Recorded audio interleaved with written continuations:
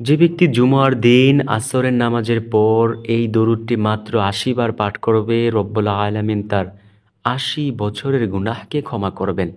নবীজি সাল্লাল্লাহু আলাইহি ওয়াসাল্লামের সাহাবী আবু হুরায়রা রাদিয়াল্লাহু তাআলা আনহু বলেন, এবং ৮০ বছরের নফল ইবাদতের সমান সওয়াব তার আমলনামায় দিয়ে দিবেন।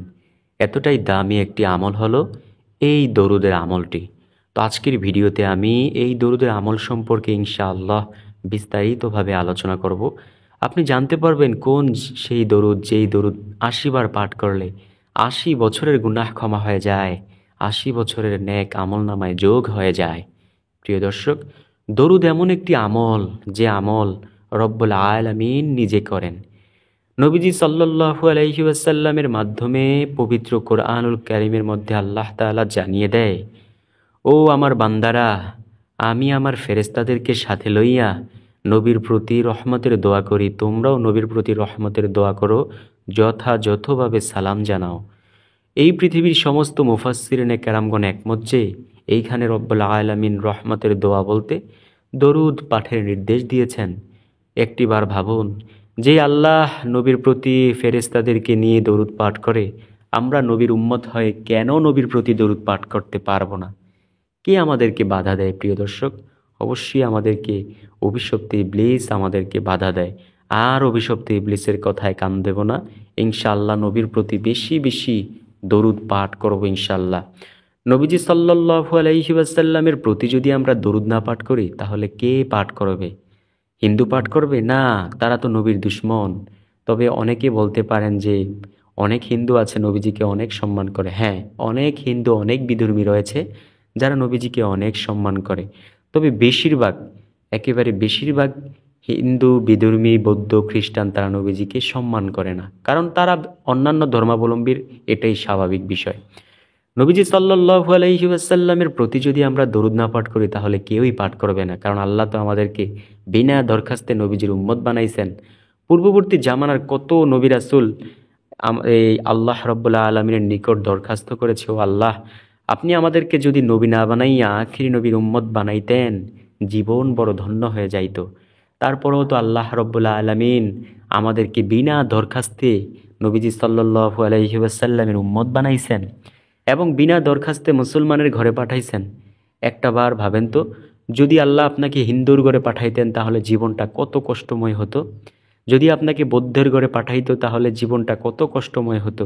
যদি আপনাকে একটি ছাগলের বাচ্চা বানাইতো, যদি আবার একটি গরুর বাচ্চা বানাইতো, এটাই স্বাভাবিক বিষয় প্রিয় দর্শক।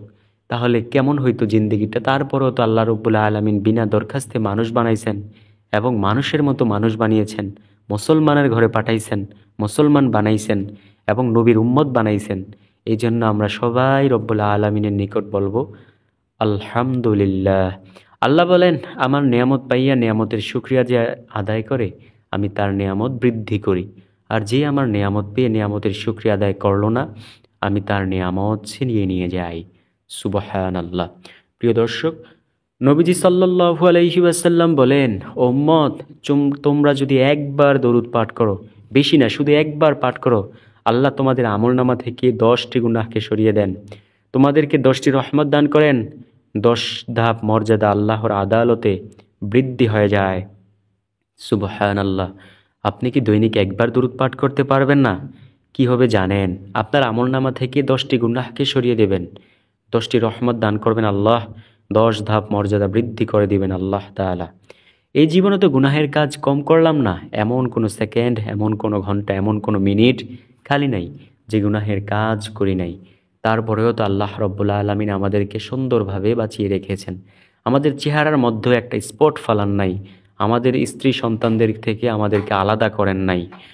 অন্যান্য নবী রাসূল আফসোস করে বলেন, হায় রে কপাল, আমরা একটি গুনাহ করলে, আমাদের উম্মতেরা যদি একটি গুনাহের কাজ করে, আমাদের উম্মতদেরকে একটি নির্দিষ্ট জায়গায় গিয়ে ক্ষমা চাওয়া লাগে। আর মুহাম্মদ সাল্লাল্লাহু আলাইহি ওয়াসাল্লাম শেষ নবীর উম্মতেরা এমন হবে যে তারা গুনাহের কাজ করলে তাদের নির্দিষ্ট জায়গায় যাওয়া লাগবে না, যেইখানে বৈশা ক্ষমা চাইবে সেইখানে রব্বুল আলামিন ক্ষমা করে দিবেন। আদম নবী আফসোস করে, হায় রে কপাল, আখির নবীর উম্মতেরা এমন দামি হবে যে তারা যদি গুনাহের কাজ করে, তাদের স্ত্রী থেকে তাদেরকে আলাদা করা হবে না। আর আমি একটি সামান্য ভুল করার কারণে আল্লাহ রাব্বুল আলামিন আমাকে আমার স্ত্রী থেকে আলাদা করে দিয়েছিলেন অনেক বছর, প্রায় 350 বছর। প্রিয় দর্শক, আফসোস করারই কথা, কারণ আমরা কার উম্মত দেখতে হবে না? আমরা নবী মুহাম্মদ সাল্লাল্লাহু আলাইহি ওয়াসাল্লামের উম্মত। নবীজি বলেন, ও উম্মত, বেশি বেশি দরুদ পাঠ করিও। যদি বেশি বেশি দরুদ পাঠ করতে পারো, আমি নবী হাশরের ময়দানে তোমার নিকটেই থাকব। এইবার একটিবার ভাবুন তো, যদি নবীজি সাল্লাল্লাহু আলাইহি ওয়াসাল্লাম আপনার নিকটে হাশরের ময়দানে থাকে, তাহলে আর কোনো টেনশন আছে? নবীজি আপনাকে দেখবে, আপনি নবীকে দেখবেন। শুধু দরুদ পাঠ করব এবং নবীজির দেখানো পথকে অনুসরণ করব, নামাজ, রোজা, হজ, জাকাত এগুলো পর্দায় এগুলো মানার চেষ্টা করব। ইনশাআল্লাহ নবীজি সুপারিশ করে হাতে ধরে জান্নাতে নিয়ে যাবেন। সুবহানাল্লাহ, আল্লাহু আকবার।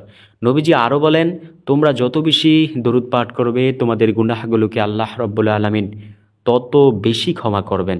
আপনি কি চান না আপনার গুনাহগুলোকে আল্লাহ রাব্বুল আলামিন বেশি বেশি পরিমাণে ক্ষমা করে দিক? যদি চেয়ে থাকেন তাহলে আজকের এই দরুদটি অবশ্যই শিখে নেব ইনশাআল্লাহ। তো চলুন সেই দরুদটি শিখে নেই। নবীজির প্রিয় সাহাবী আবু হুরায়রা রাদিয়াল্লাহু তাআলা আনহু, নবীজি যাকে বিড়ালের পিতা বলে ডাকতেন, আবু হুরায়রা শব্দের অর্থ বিড়ালের পিতা। আর ওই সাহাবীর আসল নাম হচ্ছে আব্দুর রহমান। নবীজি ওই সাহাবীকে বিড়ালের পিতা বলে ডাকতেন, আবু হুরায়রা বলে ডাকতেন। আর যার কারণে সারা দুনিয়াবাসী তাকে আজকে চেনে আবু হুরায়রা বলে। নবীজির ওই প্রিয় সাহাবী আবু হুরায়রা রাদিয়াল্লাহু তাআলা আনহু বলেন, ও দুনিয়ার মানুষ শোনো, নবীজি সাল্লাল্লাহু আলাইহি ওয়াসাল্লাম বলেছেন, যে ব্যক্তি আসরের নামাজের পর, শুক্রবার জুমার দিন আসরের নামাজের পর যে স্থানে বসে নামাজটা আদায় করলো, সেই স্থানে বসিয়া যদি 80 বার এই দরুদ পাঠ করলে আল্লাহ রাব্বুল আলামিন তাকে 80 বছরের গুনাহকে ক্ষমা করেন, 80 বছরের নেক তার আমলনামায় যোগ করেন। সেই দরুদ হলো, আল্লাহুম্মা সাল্লি আলা মুহাম্মাদানিন নাবিয়্যিল উম্মি ওয়া আলা আলিহি ওয়াসহাবিহি ওয়া বারিক ওয়া সাল্লিম তাসলিমা। এই দরুদ ইনশাআল্লাহ মৃত্যু পর্যন্ত আমলটি করার চেষ্টা করব। রব্বুল আলামিন নবীজির মাধ্যমে জানিয়ে দিয়েছেন, কিন্তু যে ব্যক্তি দরুদটি 80 বার পাঠ করবে জুমার দিন আসরের নামাজের পর, 80 বছরের গুনাহ ক্ষমা হয়ে যাবে, 80 বছরের নেক আমল করার সমান সওয়াব তার আমলনামায় যোগ হয়ে যাবে ইনশাআল্লাহ। দেখুন, ওই যে একটি কথা বললাম, আমাদের এই যে নেক পাওয়ার জন্য না, নবীজিকে অন্তর থেকে মোহাব্বত করে দরুদ পাঠ করব ইনশাআল্লাহ। যেমন আল্লাহ বলেছেন জান্নাতের জন্য, নবীজি বলেছেন জান্নাতের জন্য আমল করিও না, জান্নাতের মালিকের জন্য আমল করো। জান্নাতের মালিক যদি সন্তুষ্টি হয়ে যায়, তোমার সব কিছুই সন্তুষ্টি। এই দুনিয়া তোমার পাওয়া লাগবে না। তোমার যদি এই দুনিয়ার মালিক যদি সন্তুষ্ট হয়ে যায়, দুনিয়া তোমার কাছে এমনিই ধরা দেবে। প্রিয় দর্শক, আশা করছি ভিডিওটি আপনাদের কাছে অনেক বেশি উপকারে আসবে। যদি ভালো লাগে থাকে তাহলে প্রিয়জনদের মাঝে শেয়ার করতে ভুলবেন না। একটি কথা আমরা সব সময় মনে রাখবো যে একজনের জন্য শুধু ইসলাম নয়, সবার জন্যই ইসলাম।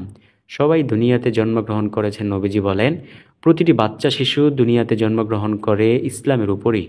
তাদের পিতামাতা তাদেরকে বিধর্মী, বেঈমান বানিয়ে ফেলে। তো প্রিয় দর্শক, ভালো লাগলে অবশ্যই ভিডিওটি সবার কাছে শেয়ার করে দেব এবং আল্লাহর কাছে সব সময় দোয়া করব, আল্লাহ আপনি তো বলেছেন পরিপূর্ণ মুসলমান না হইয়া কবরে যাইতে। আল্লাহ আপনি আমাদেরকে পরিপূর্ণ মুসলমান না বানাইয়া কবরে নিয়েন না, পরিপূর্ণ হেদায়াত না দিয়ে কবরে নিয়েন না। আর আমার বিশ্বাস, হেদায়াত প্রাপ্ত বান্দাবান্দি কখনোই গুনাহের কাজ করতে পারে না। ভালো লাগলে ভিডিওটা প্রিয়জনদের মাঝে অবশ্যই শেয়ার করে দেবে ইনশাআল্লাহ। ভালো থাকুন, সুস্থ থাকুন। আসসালামু আলাইকুম ওয়া রাহমাতুল্লাহি ওয়া বারাকাতুহু।